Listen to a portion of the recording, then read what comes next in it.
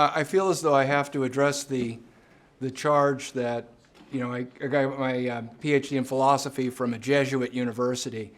I went there on fellowship.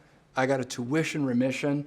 I even got a stipend of like $11,000, which when you're like 21, $11,000 is a phenomenal amount of money. Not hearing anything? Economic liberal because I'm just kidding. Is everybody hearing me? Yep. Yeah. Okay. So you know how actresses, they'll discover these compromising photos of them when they were younger, and they'll always say this, I was young, I needed the money. Dr. Hippler, why did you go to Boston College? I was young, I needed the money. So that's my line about that. Where should we begin? I gave this I'm giving a kind of shortened version of a workshop that I gave to teachers at Ave Maria Academy in Maple Grove on the same day that I was giving this presentation about the importance of Western civilization.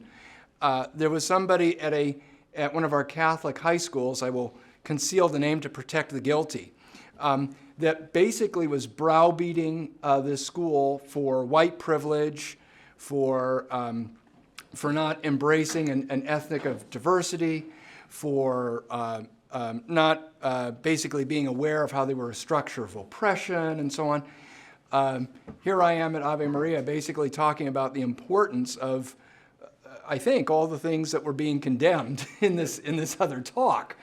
And unfortunately, that I should even have to give a presentation why Western civilization. I mean, this is the spot we're in.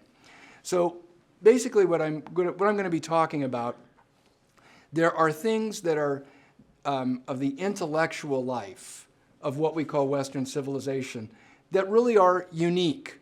They're not everywhere, and to the extent they are other places, it really is a gift that they have gotten from these sources that we call Western.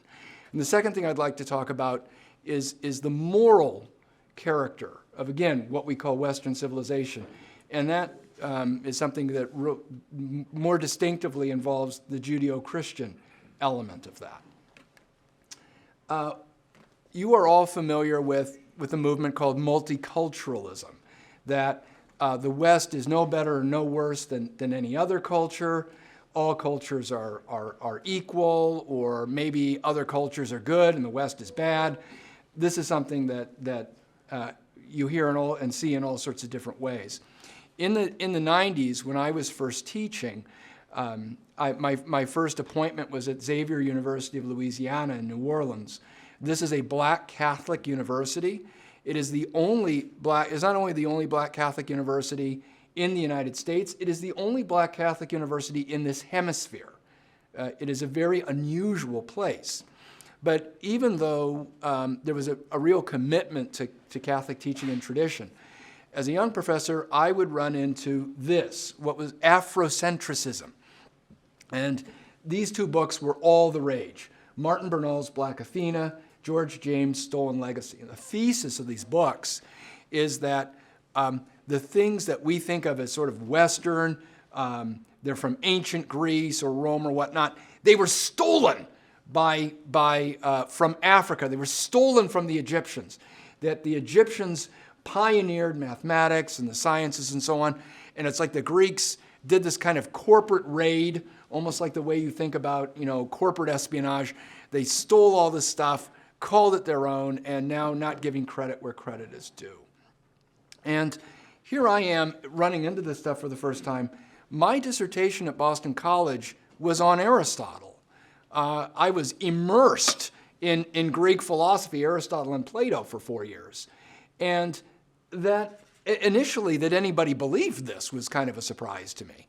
But as I started engaging it, I realized that these were things where people simply didn't know. What they had were things like this. They would look at people in Plato's Republic, Socrates. He'll talk about the immortality of the soul, and Egyptians knew about the immortality of the soul, and that's why they mummified people and so on. You're stealing this idea. They already believe in the immortality of the soul. Well, but the striking thing about Socrates is not that he believes this thing that you can find in lots of religions or lots of mythologies and so on. If anything, the thing that's striking about Socrates is the thing that's embodied in this very scene. Remember, he gets tried for corrupting the young and for denying the gods of the city. And they execute him. They give him a cup of hemlock to drink. Okay? Socrates, both in the Republic, in the Euthyphro, and so on, the thing that comes out of these dialogues that Plato writes is that he does not accept the Homeric gods. He raises all these questions, doubts, objections against the accepted religion and against their kind of accepted outlook that they get from Homer, that they get from Greek mythology. Now, you can look in ancient India, you can look in ancient China, and in fact, oddly enough, right at the same period of time, right, 5th century BC, 4th century BC, you can find other people doing this. But what ends up happening is that it just gets swallowed up. The people who tried in India, what's called the Charvaka or the Nastika school, they're skeptics, they're anti-religious, they deny the gods, they're atheists, and the only texts we have of these people are in religious texts that are criticizing them and condemning them. You can see the same thing in China, where there's this, again, this critique of the ancestor worship, the gods, kind of at almost right the beginnings of what we would all recognize as philosophy. But then by and large, it's preserved in people who are just defending the ancestors, defending the gods. We don't have really any of these texts. They just disappear. In other words, there's no way to incorporate a criticism of these traditional beliefs into what it is that these people believe later. But here we are centuries later reading the Apology, the Republic, the Euthyphro. In other words, when in ancient Greece, Socrates kind of gets the last laugh. The people who kill him don't win. There's this sustained self-criticism, a criticism of tradition, a new way of looking at God, a new way of looking at religion. You can't get rid of it. Once Socrates does it, once Plato writes it up, once Aristotle writes it up, it's there, and it's there for good. It's not just, there's a God and the soul's immortal.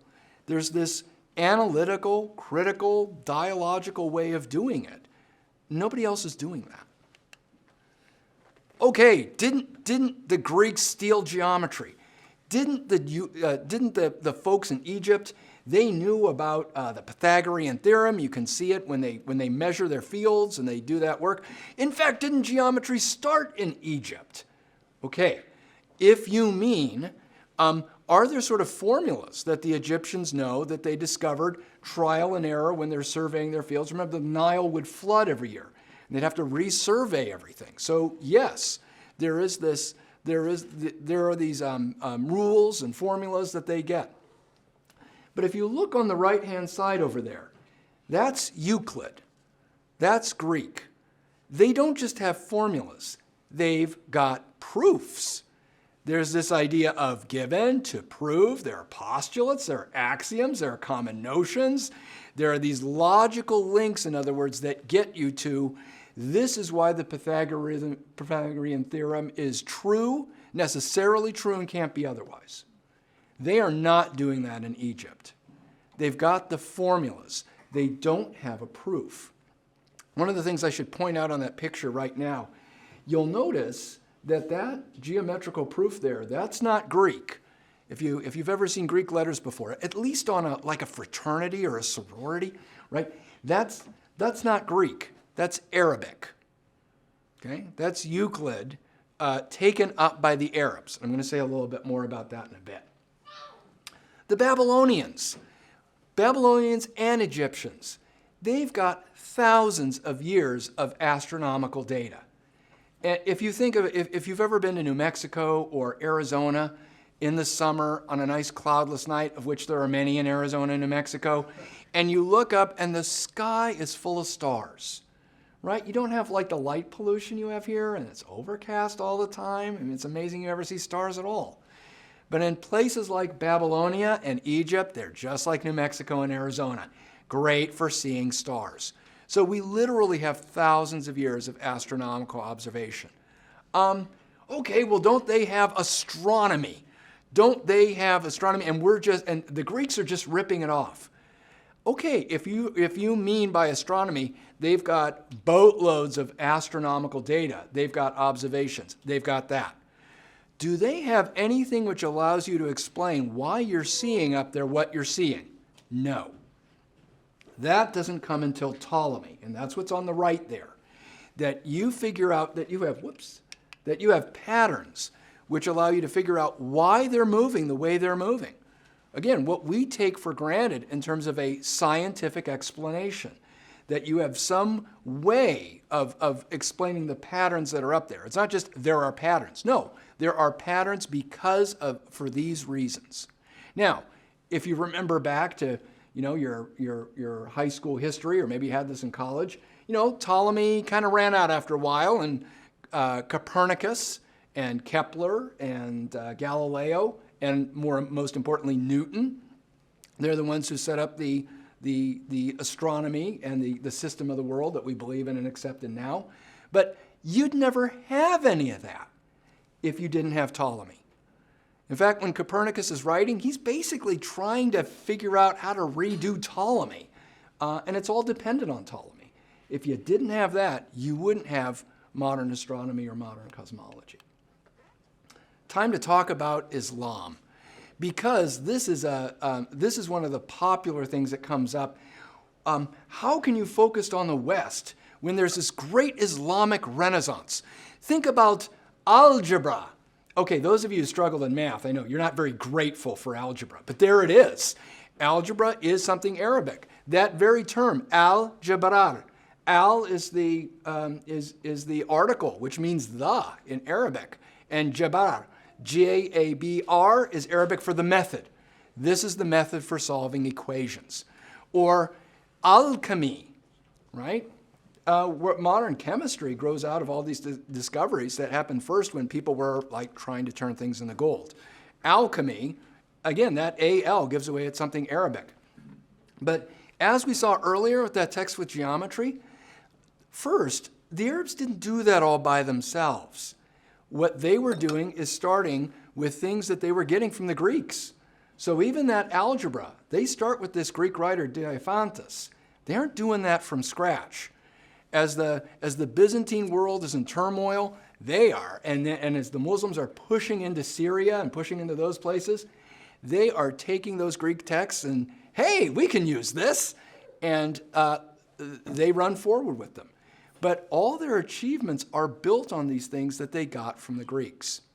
Now, you will hear about this great Muslim Renaissance. You will hear about it in Persia, you'll hear about it in Baghdad, and especially you'll hear about it in Spain.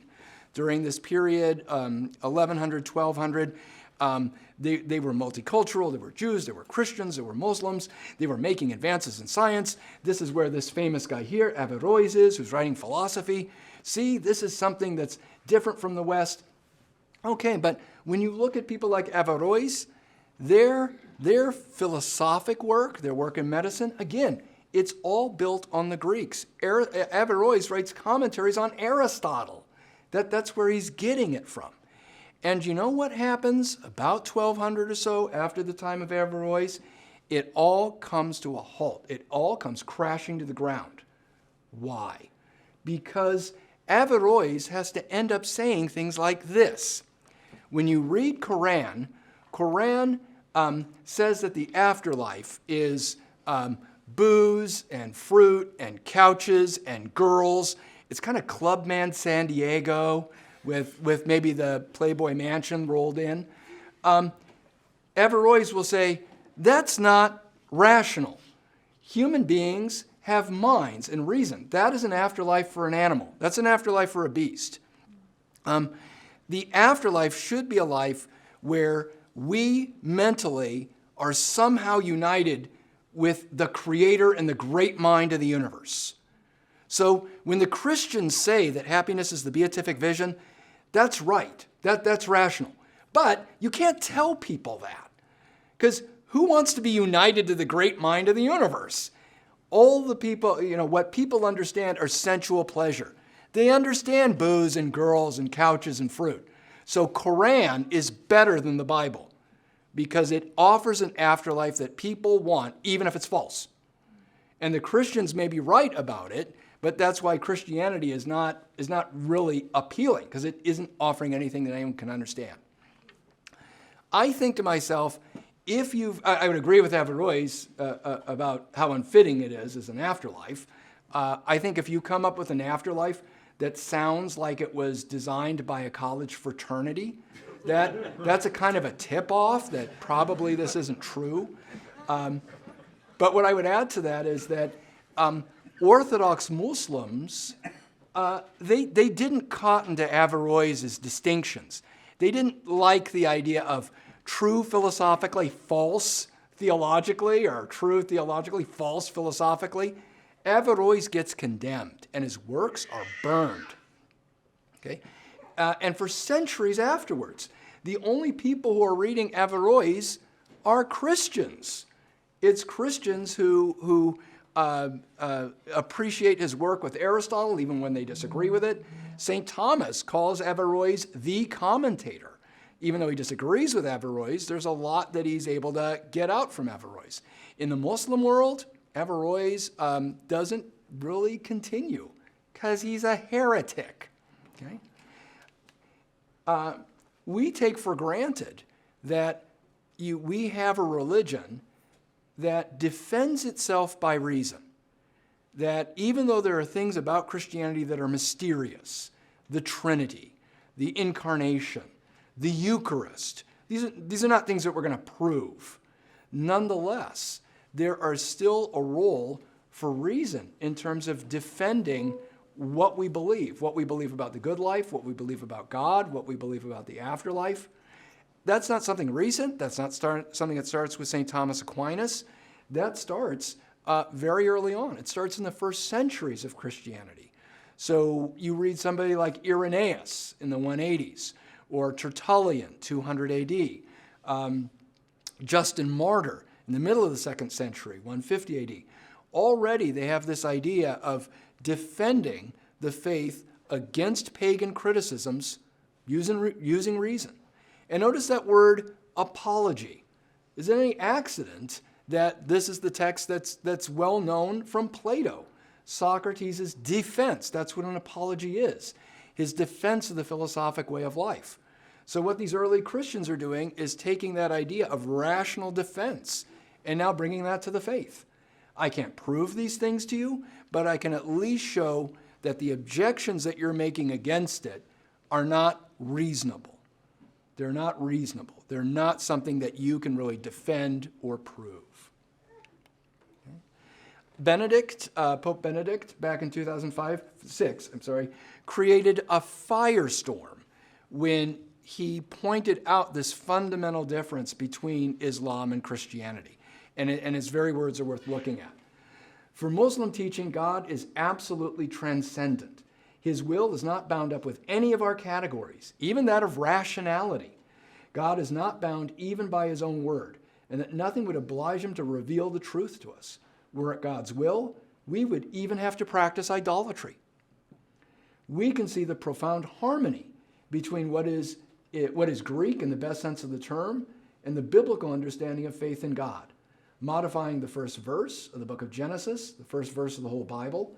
John began the prologue of his gospel with the words, "In the beginning was the Logos." Logos, the word, but it has dozens of meanings. But clearly, one of the things that flows out of it, logic. Thinking logically, thinking rationally. Almost you could say, in the beginning was reason. That there's something the mind can understand and attain to that's behind the order, purpose of the whole universe. When that's what you believe, you can confidently go forward with things like natural science. Because you trust that what you understand about the universe is going to somehow fully reveal its maker more and more abundantly. If you feel, on the other hand, that reason is, that there's something simply arrogant or misguided about using reason, and you think that reason could just lead you into all sorts of things which are atheistic or irreverent or impious, then you'll quit. And so that's why it is that the sciences in the Muslim world, they just grind to a halt, because there's always the anxiety that this thing is going to go against Quran. Whereas in the Christian world, if you start from the principle that God made a universe which you were in some way meant to understand, maybe not comprehend, maybe not understand everything about it, but that at least something there for your mind to take in, then you move into science with a completely different attitude, with a completely different outlook. Let's talk about the moral life. So many things that we just take for granted that in a way you need to compare the Judeo-Christian world. You need to compare the world, especially after Christ came into it, with the world that came before. We take for granted that children should be cared for if their parents die. We take for granted there are such things as orphanages. We take for granted there should be foundling homes, right, when kids are older, or in our language, like foster care, that we make it a priority that young people are taken care of. When you look in the pre-Christian world, that wasn't the way it worked. You were in great danger of being simply exposed, that is, left on a hillside, if your parents didn't want you. Think about the Greek tragedy Oedipus. Oedipus, that very name in Greek means pierced foot. That kid was going to be given up, so they literally stapled his feet together, put rope around him, and carried him by his feet out to the woods so that he could be left for animals. There's a movie that a lot of the kids were watching 10 years ago, 300, and it's based on a graphic novel about the Spartans defending Thermopylae against the Persian invaders. At the beginning of that movie, it's Sparta, and they're showing a child being born, and they examine the child. Is he strong enough? Is he healthy enough? Because Sparta is a warrior society, and the law decreed if the baby was weak or sickly, they killed the baby. And in fact, they show this baby, at the beginning of this movie, they show this baby being thrown into this canyon, and the bottom of the canyon is just full of baby bones. I am sure a lot of people watch that movie and say, well, maybe it really wasn't that way, literally, but, it's a cool way to start a movie. No! That is, read Plutarch's Life of Lycurgus. They did that. That was the law in Sparta. That was real.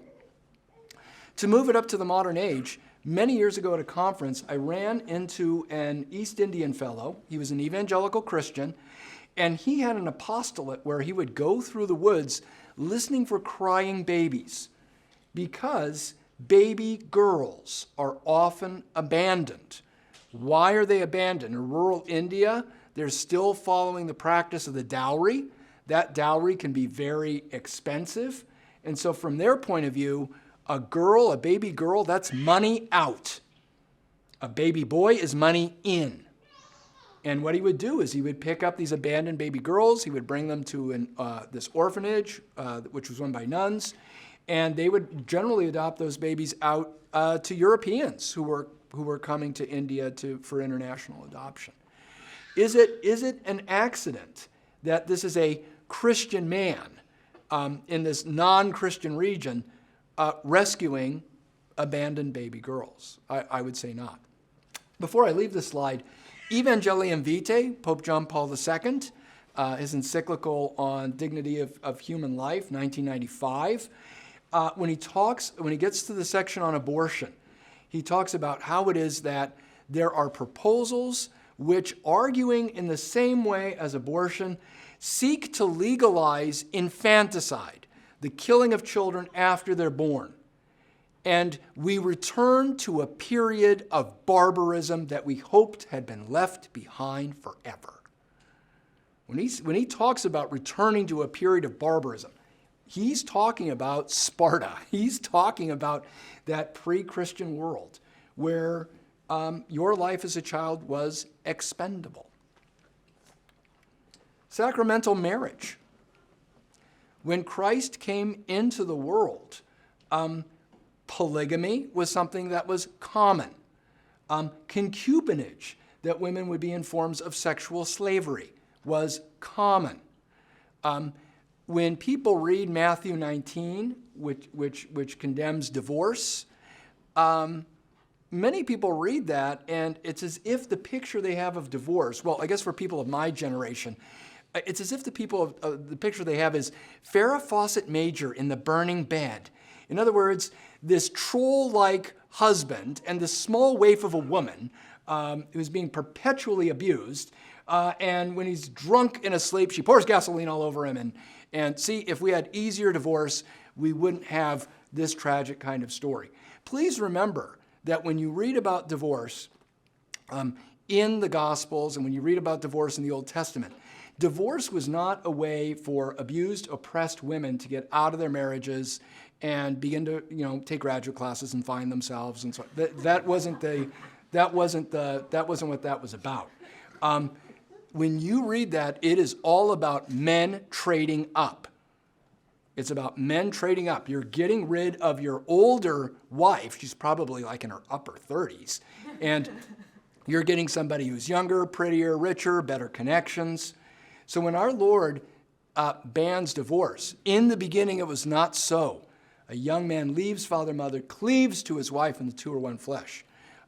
He's banning men from trading up. That's what that's about. And by the way, of course, when you talk about divorce, I teach moral theology to 16-year-olds. I go through that unit every year. Talking about sacramental marriage, it's always depressing for them because they're all anxious. They don't like the idea of making these commitments. And it's funny because when you read Matthew 19, what do the apostles say when our Lord gives this teaching on divorce? Peter, I think it's Peter who says, then better not to be married. Peter has the same attitude that these 16-year-olds do. It is fearful to them to hear that there's some kind of permanent commitment. And then that's why it's so important to talk about the sacramentality of marriage. The reason that marriage is not just one man, one woman, not just that it's exclusive or to children, the reason that it's all those things, and now permanent and unbreakable, is because it's sacramental.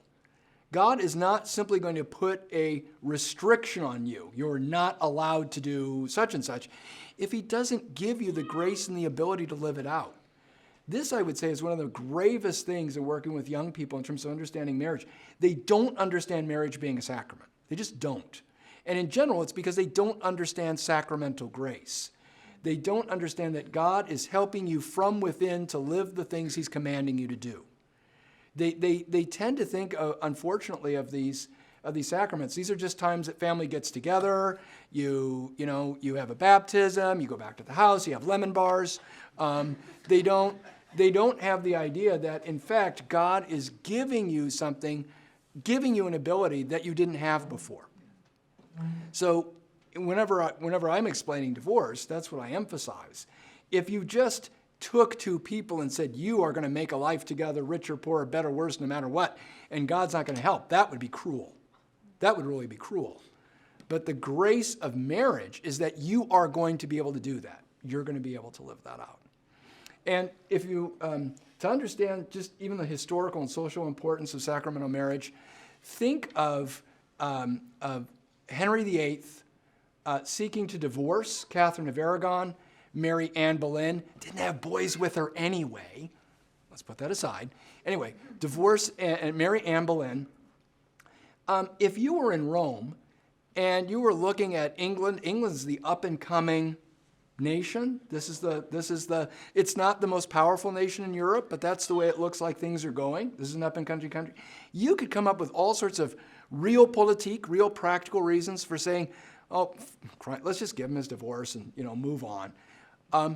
It is an astounding thing to realize that the church would sooner let a whole nation go into schism than declare a single sacramental marriage was not valid.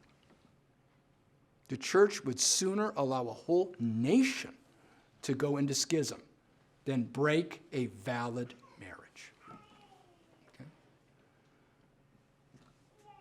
that is, even the ideas that we have that marriage should be permanent or should last, they're all influenced in many ways by Christianity.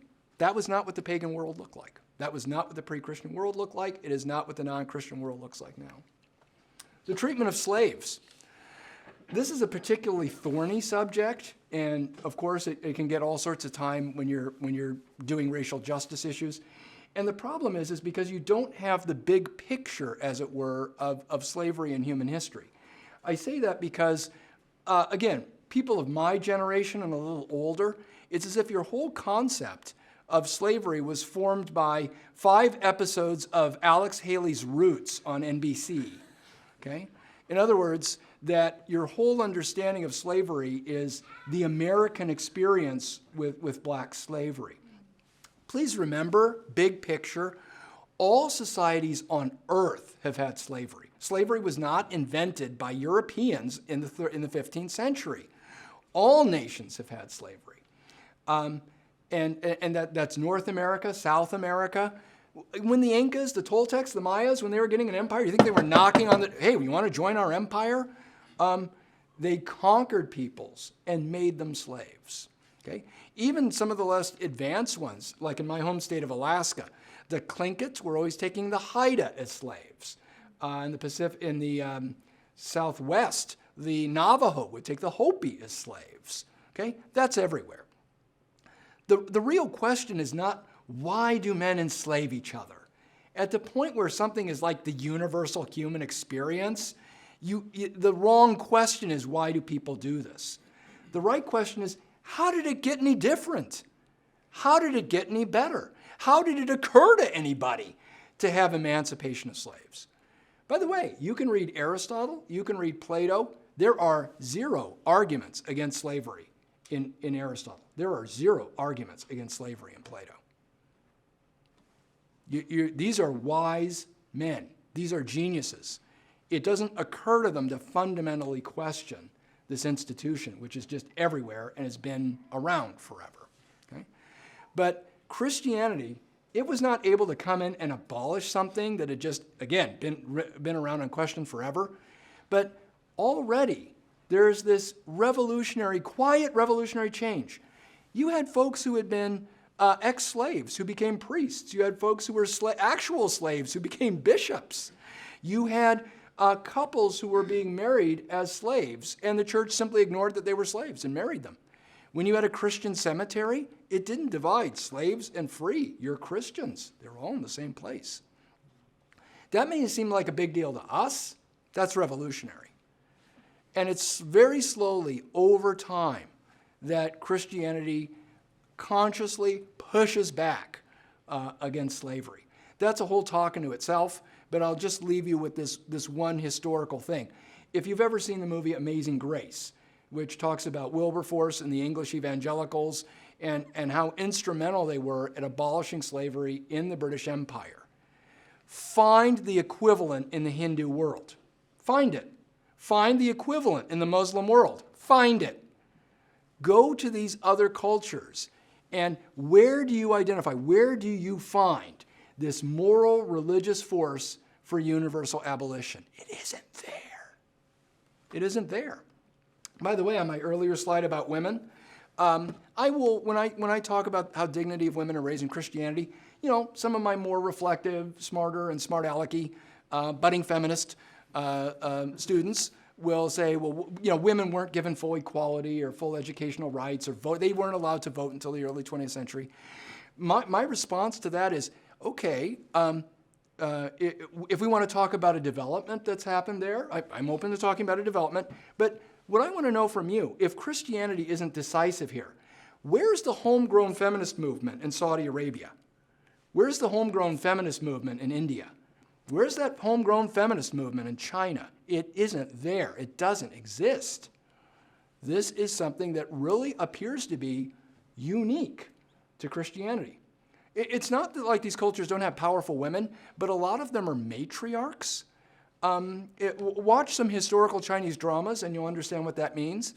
A matriarch is a very powerful woman, but what it means is if you're a daughter-in-law, you're ground under her heel. A matriarch is not what you want as an example of female empowerment. Ask the daughter-in-laws. Finally, schools and Christian education. Again, we take kind of universal education. Everybody knows how to read and write, or that that's a worthy goal. We think that that's just like everybody does that. No. In the ancient world, you were educated because you were wealthy and there were tutors or there were academies. It really was the privilege of the rich. Even in the right away, Christians are poor. They aren't setting up schools. They aren't setting up academies. But as the religious orders start to take off, those religious orders start to found the earliest schools. So the orders that we think of as just part and parcel with education, the Jesuits, Dominicans, Benedictines, Franciscans, all of these religious orders made education a part of their apostolate.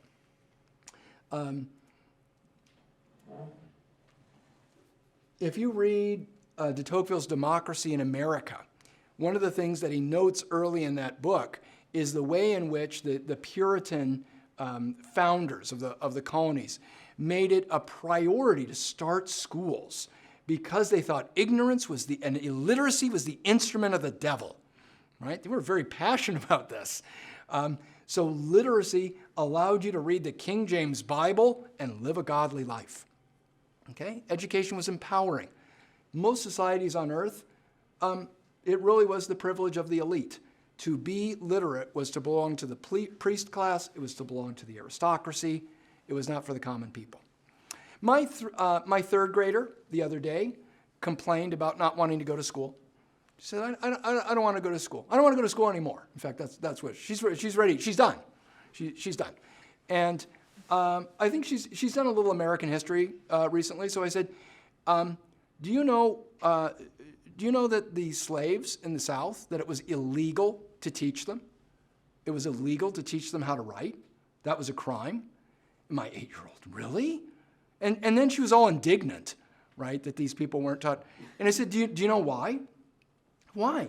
Because it's easier to enslave people, and it's easier to rule them when they're ignorant. It's easier to control them when they're illiterate and they don't know anything. You are going to school, young lady. And anytime I get pushback, that's what I'm going to tell them, right? When you because there's this thing you have to do, you don't realize that it's really a privilege. Literacy is a privilege. Being able to read at a high level is a privilege. You may not feel that because you don't feel as homework is a privilege, but reading is a privilege. So after Christianity, what? My thesis here has been that what we call the West, starting intellectually with what we see in ancient Greece, and then really developing both intellectually and morally in Christianity, this provides things that are unique.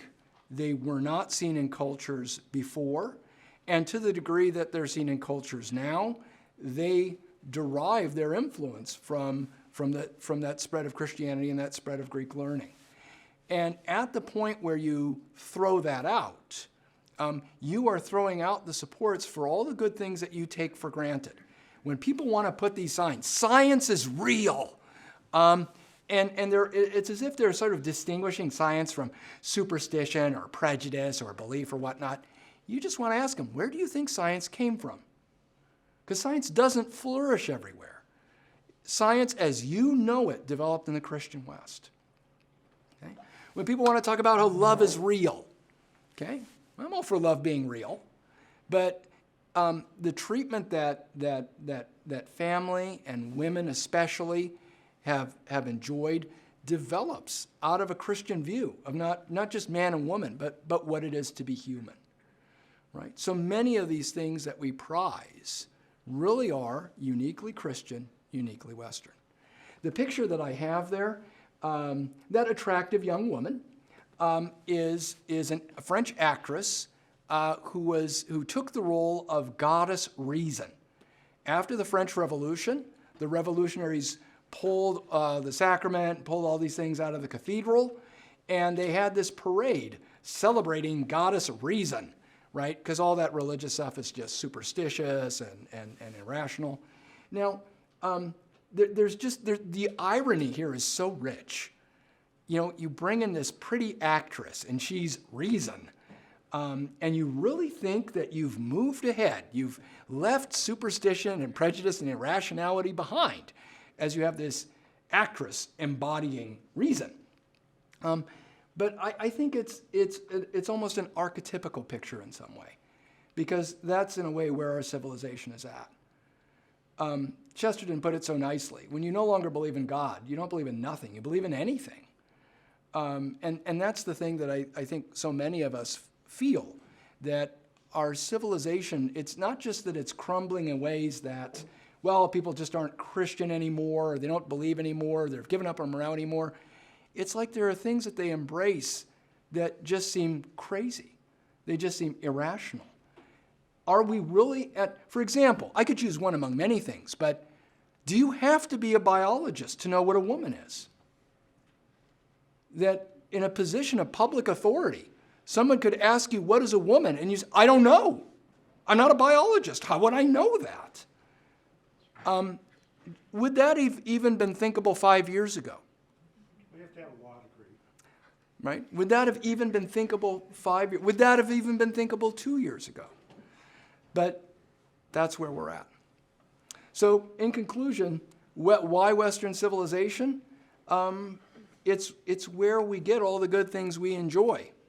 And at the point where we give up on the source, at the point where we give up what was really unique about Greek philosophy and science, at the point where we give up, more importantly, the revelation that came into the world of Jesus Christ, we lose all the good things that come with it.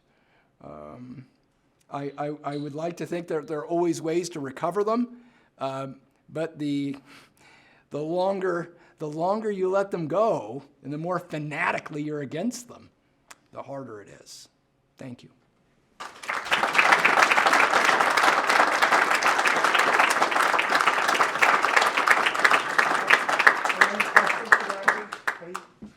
Yeah, I wanted to leave time for questions. When I was a Justice and Peace Director, I always began by saying questions, objections, outrage. There would always be people who were outraged. You can't be a Justice and Peace Director and not hear outrage. Go ahead, sir. Leaving off where you just left off, and going back to the what do you say, from the Hindu culture and the Indian culture, those things that just dissipated, they just went away. I forget what that discussion was. Is it possible that we might enter into a time where we can't get those things back? So the gentleman is asking, you can have things culturally in civilizations that just disappear. Can they disappear and you just don't get them back?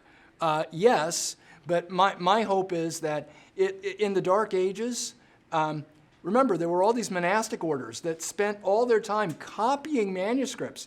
And very often they were copying things that they didn't fully understand. And I think that many of us are in that position now. It's like we have to immerse ourselves as deeply as we can, as we're able in the tradition, if not to restore it, at least to preserve it for our children, for our grandchildren, for all those who come after us. And I think for many people who get serious about their Catholic faith, they find themselves turning into kind of amateur archaeologists.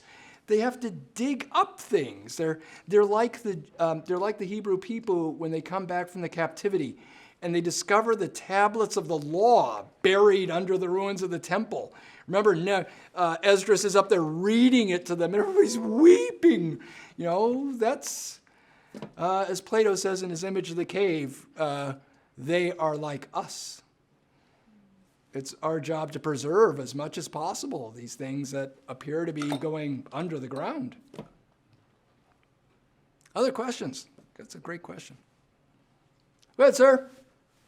Father John Paul Erickson said we need to celebrate our feast days more than we do. 15, 20, 30 years ago, the bishops reduced the obligation, shifted it around. People I talk to don't even know their name, the history of their name. Yep. So the gentleman's asking about feast days. most of Catholic life is driven by the secular civil calendar.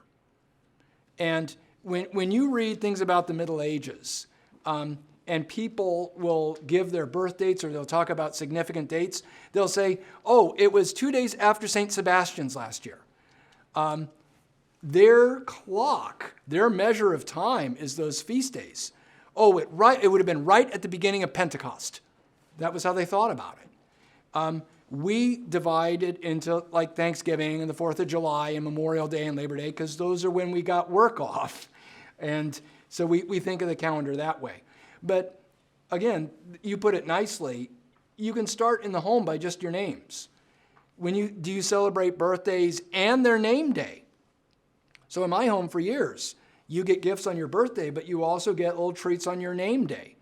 So my daughter Nieves, she's named after, Nieves is Spanish for snow. She's named after Our Lady of the Snows. She gets treats on August 5th because that's the feast of Our Lady of the Snows. I have friends that their son is Nicholas, and he gets presents on St. Nicholas. By the way, my wife who grew up in the Philippines, you get gifts on St. Nicholas, December 6th. You get gifts on Christmas, December 25th, and you get gifts on Epiphany. In fact, Epiphany is a higher feast. Tatlong Hari, 3 kings. That's what it is. And for us, the whole way we do Christmas is just neurotic. We do it in a way that by December 25th, you are sick of the whole thing. And at the point where you have a holiday that when the holiday comes, you're just fed up, you're doing it wrong. My wife will talk about how in the Philippines, people will be on the bus. They start playing Christmas music at the end of September. They have like three months of Christmas music. And the music will come on, and they'll smile at each other, and they'll start talking and so on. She says, you see Americans late November, early December in the stores, and they're all frowning, and they're all unhappy. Of course they are. They're all racing around, getting the right gift, getting the food, doing this, doing that. It's nothing but a burden. So you need to, as Catholics, we need to think through our holidays and carry them out in a way that we're really embracing the fullness of the calendar, but also that we're able to learn from the unhappiness that a lot of people have about following this kind of secular way of doing it, so that it really is a joyful holiday. Because let's be honest with ourselves. For most people, Christmas is not joyful. It's not. It's a burden. It's a burden. It's a stressor. Go ahead, sir. Three suggestions to make change in a family. That let's say the adult children are out of the home. What are 3 things that a person could do to promote this change that we're talking about? Well, I guess what I'm talking about already, which is not just respecting the calendar, but really trying to live it. So it's not easy to go to church on March 25th, the Annunciation, but really going on these days. They aren't necessarily holy days of obligation. St. Joseph is not a holy day of obligation. We always go on St. Joseph. By the way, there are countries where it is a holy day of obligation. It's on the universal calendar. It's just the bishops relaxed it for us. So calendar is one. And if any of you are touched by this, I apologize in advance. But I just think of what my students tell me when they say, we don't eat together. There's food in the kitchen, and we come to the table sort of in shifts, and we all have our phones, and we're kind of looking at the phone and eating. That's bad. I'm sorry, that's bad. You got to limit the electronics. You got to keep them away from your dinner tables. You need to be, even if it's a challenge, as much as possible. Okay, you got all sorts of schedule conflicts, but as much as possible, you need to be together at the table trying to talk. You need to do that. That's human. People sit next to each other. They have conversations. That's human. And what's happening, especially with our young people, they are spending more and more times on their phones, and that's why we have escalating anxiety, depression. Look at the numbers after COVID. Because that electronic world, it locks you into your own emotional life and in a harmful way. Because you're always worried, how are people perceiving me? How are people thinking about me? Young people do that anyway. So have real conversations. Limit the electronics. By the way, American Pediatric Association, so not some religious, kids should not be on electric devices more than 3 hours, 3 hours max. I see these kids in high school, they're on them all day and into the night. If the American Pediatric Association, which isn't some religious conservative organization, says more than 3 hours is a problem, we should believe that. We should believe that. Third, and I guess this is a development really of the first about the calendar, but it's more daily, that you have some kind of daily devotional life. So, some families can pull off all 5 decades of the rosary, but if you can't, don't just say, well, we can't say the rosary, we don't have time for all 5. Say 1. Say 2. Say 2 decades. This is one of the things about sitting at the table. Say grace, that you're all together. Remember St. Dominic Savio? There's some guy who was sitting down at the table, and he didn't say grace. Dominic Savio gets up, moves to the other table. I will not eat with an animal. Right? Animals don't say grace because they can't say grace. But human beings, it's basic that you give thanks to God. Okay? That you have some form of morning prayer. And it could be you're driving together in the car. And it doesn't have to be a long thing. It doesn't have to be a litany. But just that you offer the day to God. With your teenagers, that you continue to give an example to them of prayer. So that they know you pray. And they're not just seeing it in church. They know that you pray every day. Because even if they're total rebellion, mom and dad, you know nothing, if they keep seeing you do it, it makes an impression. If they keep seeing you do it, it makes an impression. So the more that things, in other words, are daily instead of weekly, that is where the real reform of family life happens. That you all go to church together. We all know hundreds of people that they went to church together on Sundays, and those kids aren't practicing anymore. A Sunday a week. Think of all the sports they're in. It's like these coaches own them, right? They are there every day. Because those coaches know if we're really going to win and be successful, this has to be every day. Okay, then that's certainly true of the faith. I don't know if that's actually true for sports, but it is certainly true for the faith.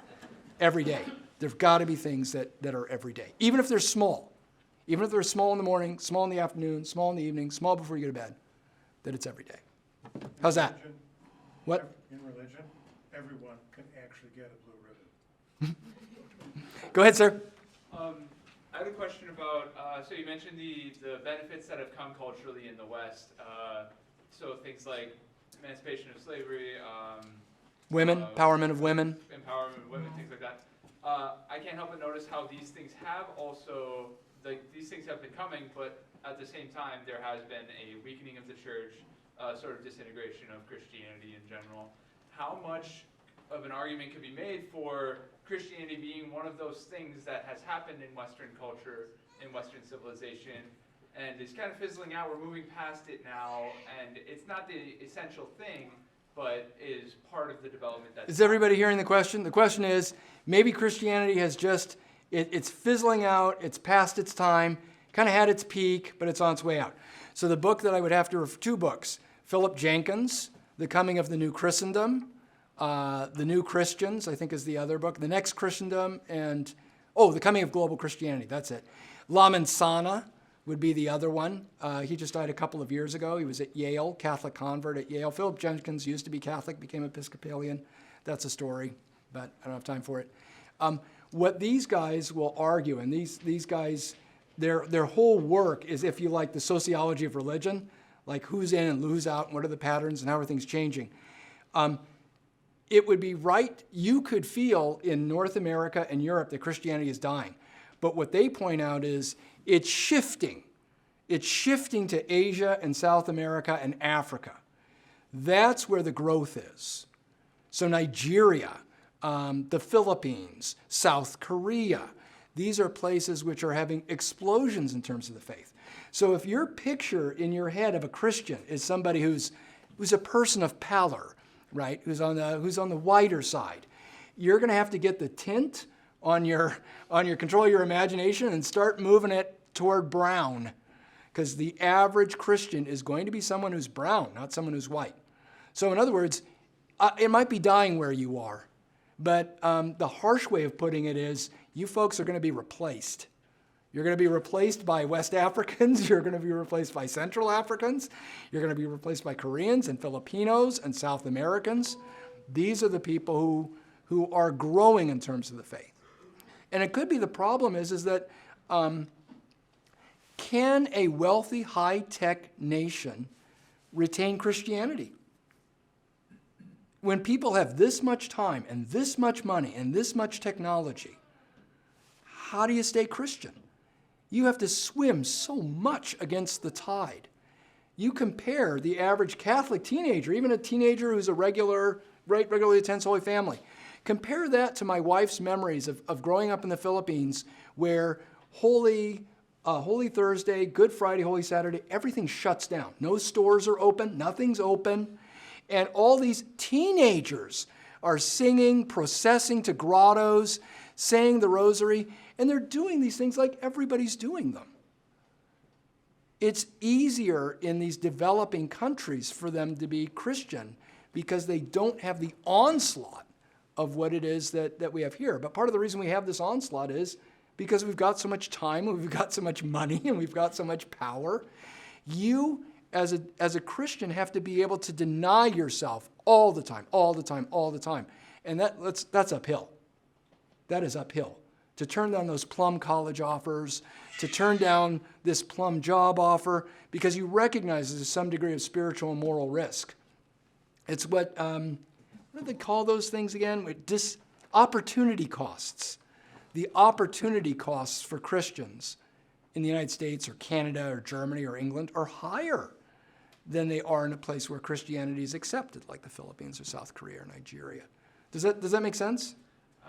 I think maybe I didn't ask the question very well, but my question is more along the lines of, like, historically speaking, a lot of these benefits that have come have happened after Protestant Revolution, Reformation, and like Enlightenment, and those kinds of things. So, I guess I don't agree with the premise. Okay, so when did those things happen then? I guess is what I'm wondering. Well, the example that I gave you, emancipation, I don't think it's easy to lay that to the Enlightenment. I mean, the abolitionist movement is not those people. William Lloyd Garrison, in the United States, the English evangelicals, Wilberforce, those folks aren't Enlightenment thinkers. They're one-woman marriage. That's the first century. Yeah, but if to use slavery as an example, that Thomas Jefferson is an Enlightenment thinker. How many slaves did he liberate, or what did he do he wrung his hands about slavery. He was very uncomfortable with slavery. He talked about slavery as holding a wolf by the ears. You can't hold on and you can't let go, right? But he's no movement for emancipation. Okay. Yeah. So I think if you start looking at the figures that are important figures in these various, things that I'm talking about, they're not, universal education. Note the example that I gave you from the United States. Those are Puritans. They're not. And in fact, go to Europe. Who's starting schools? It's all these religious people. Enlightenment people like Rousseau or Johann Pestalozzi, who's a kind of a disciple of Rousseau. I mean, they don't really start schools. That's Jean-Baptiste Lassalle. That's St. Ignatius. It's all these religious people who are actually doing the work. What? Hospitals. Yeah. I mean, they're in favor of them. They like them. They take them over and secularize them, but they don't actually do the heavy lifting of like starting it. In fact, in general, that would be the thing I'd have to say about secularism. Secularism is parasitic. It depends on religious, moral people doing things. When I was telling Bob this, when I was 16, I was a libertarian anarchist. I was the kid in the high school who was putting the anarchy A over everything. Anarchy now, right? And I just thought, you get the government out of things and reduce the state and don't have churches telling you what to do. Think for yourself, man. Question authority. That was me when I was 16. And the thing that I didn't understand, at that time, society isn't just a matter of state and individuals. Who reaches out to help people? So if you're familiar with Robert Putnam, sociologist at Harvard, Bowling Alone. And what the article, and then later a book, is about is all these fraternal organizations, the Elks, the Moose, Rotary, the Knights of Columbus, all of these organizations which arose in the late 1800s and early 1900s, they're all aimed at the good of society. They're all private individuals, they're all voluntary, and they're largely religious, or certainly communitarian. Those organizations are largely withering now because people are overscheduled. They commute more, women work more, so they have less time. People are more involved in sports. Think of all the time that sports involves. It was religion and the society that religion created that allowed for all that service and all of that care. So, you can talk about Enlightenment ideals, but on the ground, the people who assisted, helped, volunteered, these are largely religious people. I'm bumping against the clock. You've been a very, very patient audience. Thank you so much for having me here tonight. A pleasure to speak with you.